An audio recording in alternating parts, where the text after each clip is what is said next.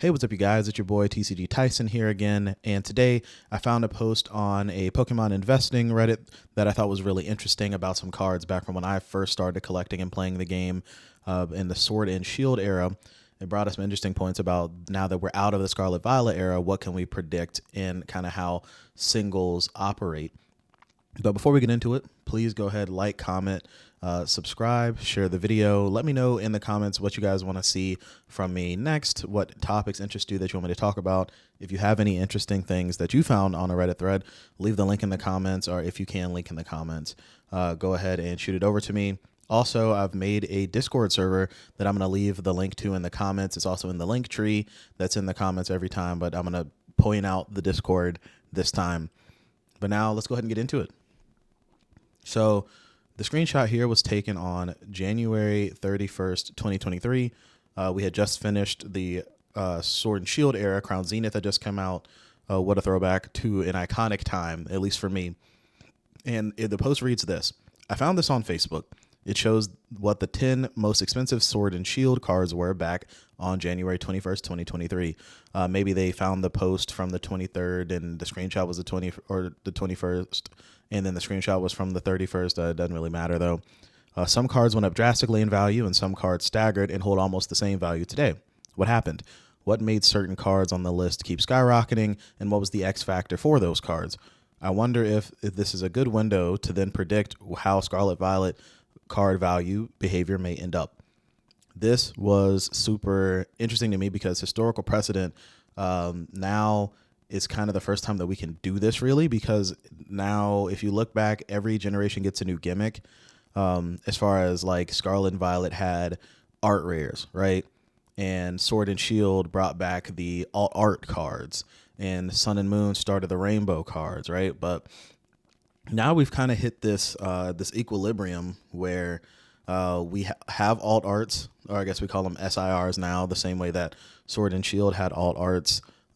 Sword and Shield didn't have ARs, but Mega will have ARs, just like Scarlet Violet had ARs. So you can start to use some things as historical precedent as we enter different generations on how cards will end up. And I'll make another video about my predictions on Scarlet Violet singles probably tomorrow, but today I want to hit on how these cards in the picture, I'll zoom in so that you can see a little better how they actually performed. So we've got Umbreon VMAX, special delivery Bidoof, Rayquaza VMAX, the Giratina alt art from Lost Origins, the Lugia V alt art from Silver Tempest, the Brilliant Stars Charizard V. I believe this is Champion's Path Rainbow Charizard, Shining Fates Shiny Charizard, Giratina from Crown Zenith, and the Fusion Strike Gengar. We are all looking at these prices like, wow, I wish I would have bought at this time if I wanted to have these singles. Now, I'll say this, even though I'm not a fan of singles investing, there is some merit to it. The reason I'm not a fan is because it's a little more active, less passive than just stocking away sealed product. And there's more risk involved as far as there's a chance that the card doesn't age well. But if you're really good at picking, and if there's some things that are just kind of obvious slam dunks, like we all knew that Rayquaza was a crazy card from Evolving Skies. We all knew that Umbreon was a crazy card from Evolving Skies. We all know that there's a Charizard tax, right? So if there's cards like that, you can make some plays on buying the card at a decent price raw and just holding the raw cards and letting somebody else potentially down the line deal with the whole grading aspect. Especially because a lot of collectors would rather buy the raw card if they're thinking cost saving wise. All the prices we're going to look at today is raw because that's how a lot of folks would end up buying them. The PSA 10s are crazy, and all these cards we can assume just based off of what these are. Of course, some crazier than others, but today we're just going to look at the raw prices for the purposes of this video, and because it's easier to collect accurate data on raw cards since TCG Player sells the cards raw versus in a PSA 10. But let's hop in. Let me open this in another tab so that we can have it to reference. So we had Umbreon VMAX at the time sub $500. TCG Player, you're looking at an average market price of $2,200 and some change. this is insane. Even like November of last year, which would have been, almost 2 years since the original post was, we've essentially doubled in price. We're up 61%, almost up, to a whole nother, add $1,000 to the year ago price. Let me look at, and the sell through rate of these is actually pretty good. Back when they were, if we bought a year, they were selling 11 a day, 10 a day, 13, 16 a day. Even now, they're selling, one a day. This one's 16 a day. It's kind of wild. Back in September, 5 a day.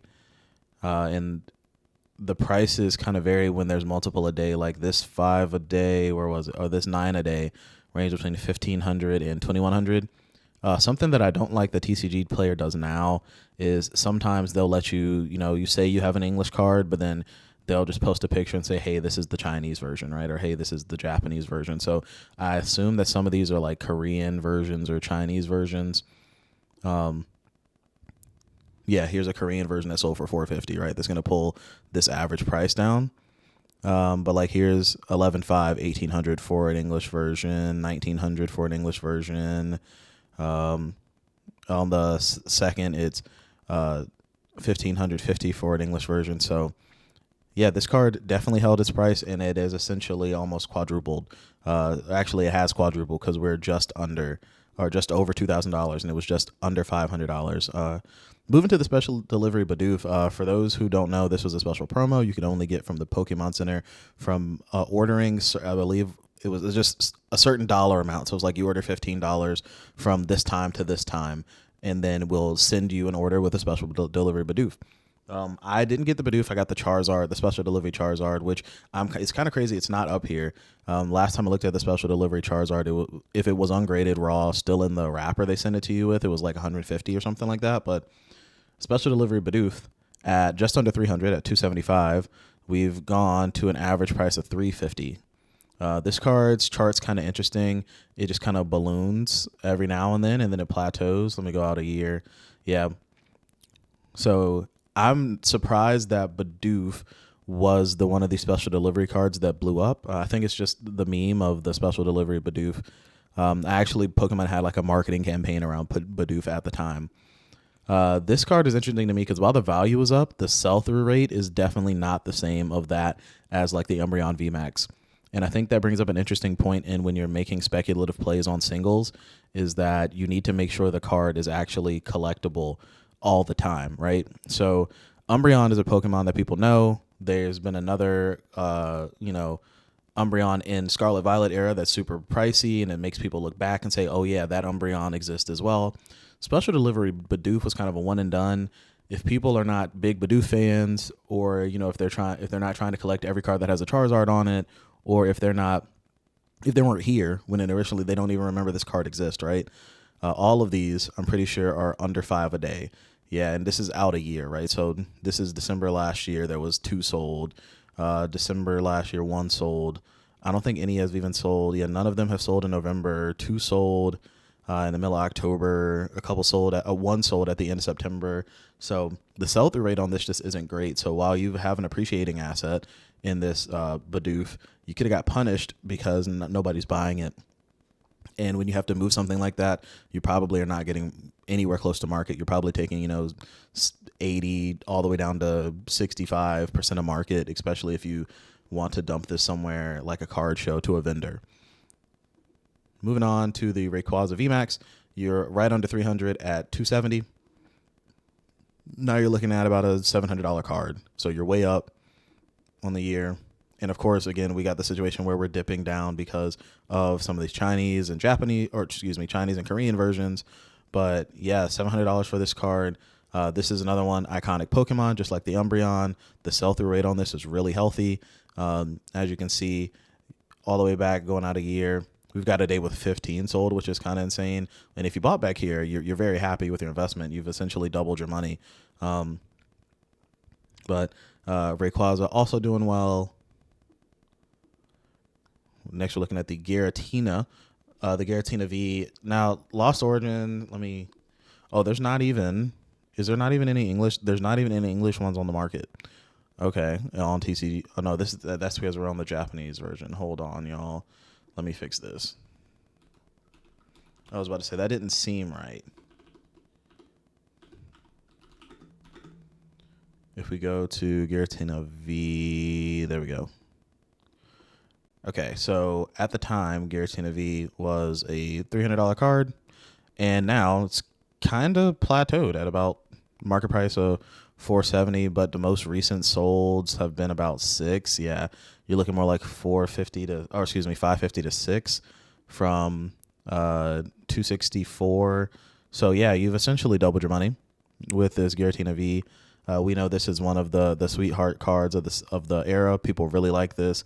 It's part of the reason why the Lost Origin boxes are so high up. Now the Lost Origin boxes have come down a little bit, but this card is still a lot of people's chase. A lot of people want to own this. A lot of people want to grade this card. This is actually the same artist that did like that's doing the Oricorio from Phantasmal Flames. He did the Magikarp from Paldea Evolved. I believe this was his first Pokemon card. So a lot of people want it now just because they collect his art, because his art goes crazy. So this is another card that if we were able to tell the future and we knew there were going to be collectors of this person's art, which some people could say, looking at this art, knowing that people really liked this card, you could have predicted that. That this is a card you could have made a play on. But because of that speculative aspect, again, that's why I'm not necessarily a fan of betting on cards. Lugia V from Silver Tempest, just under 200 at 189. Here you're looking at essentially a $450 card market price, but the last solds were around 330, anywhere between, that's actually kind of a wide berth, $330 to $400. So call it a $400 card. So you've doubled your money on Lugia V-Star from Silver Tempest. Again, Silver Tempest is taking a dip. I believe it's sub $500 now, but this is a lot of people's chase still. Lugia is a lot of people's favorite Pokemon. If you're somebody who played the game, you know how dominant Lugia V-Star as it was as a deck at the time. A lot of people want it just so they can commemorate playing the deck that much. So this makes sense. You've essentially doubled your money on Lugia had you bought in 2023. The Charizard V coming in at actually lower than I would have thought it would have. Market price of 174, recent sale of 96. Okay, it's because that's a Chinese version. If we look at the English version, see, this is why I hate this, because it brings it way down. But so really you're looking at about a $300 to $350 card, which makes a lot more sense because you're paying a Charizard tax here. So you've doubled your money on the Charizard. Charizard V Max from Champion's Path. This, people don't really love the rainbows anymore. You had $183 back in the day. You're at a market price of $170 with recent sales of $180. This is one of those cards that essentially has not moved from its high. You see it came off of a dip.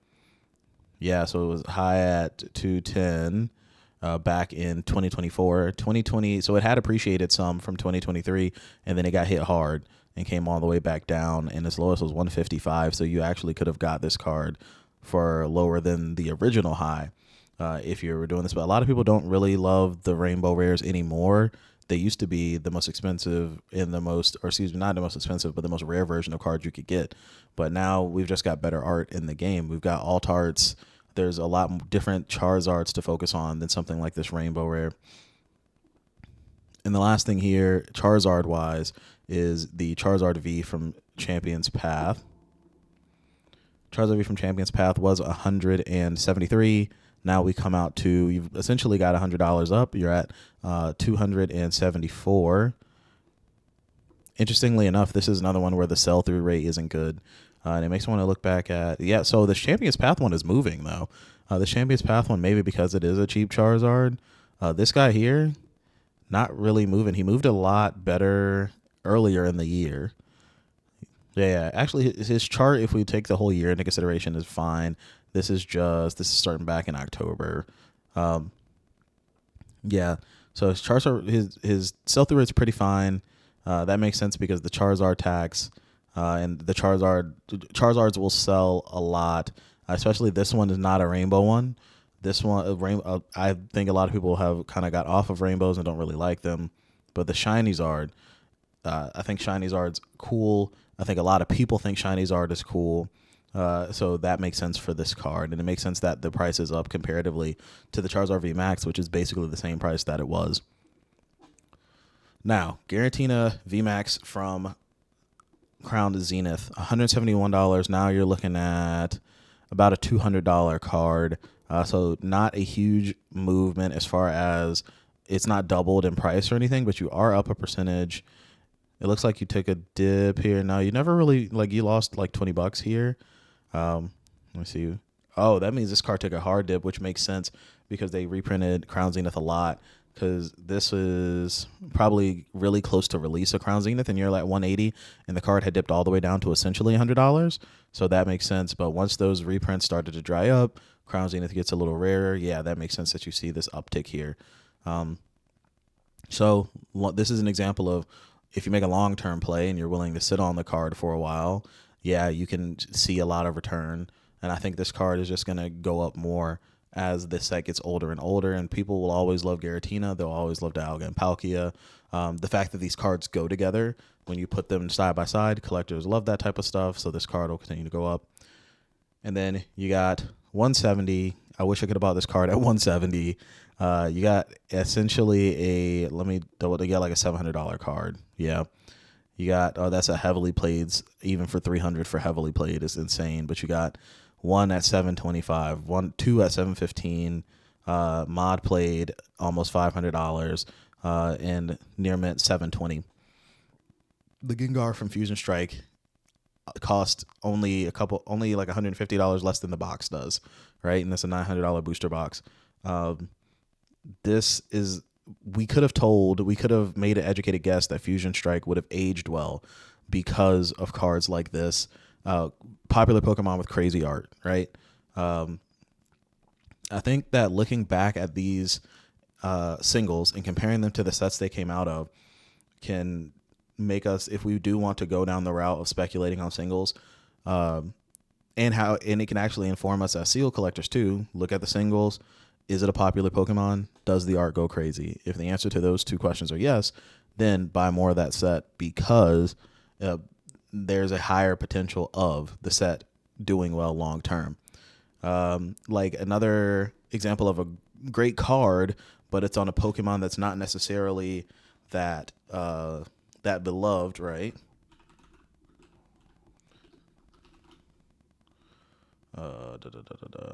Not the secret.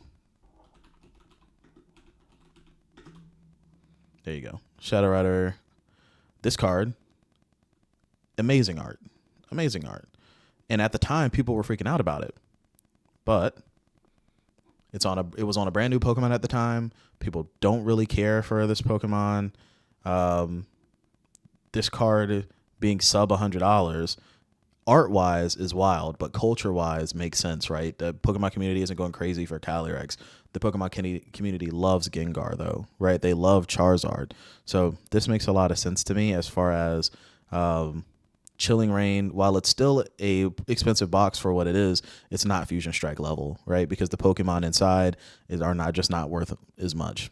But this was an interesting walk down memory lane, and I think this is going to inform us on how Scarlet Violet singles and Scarlet Violet sets are going to perform. I think it's proof that the art does have a lot to do with the box price, and not just the art, but the art and the popularity of the Pokemon. So maybe, yeah, we're going to get into that tomorrow, but thanks so much for watching. If you're watching this far in the video, like, comment, subscribe, let me know what you think about it. Again, this is TCG Tyson, and I'll talk to you guys later. Peace.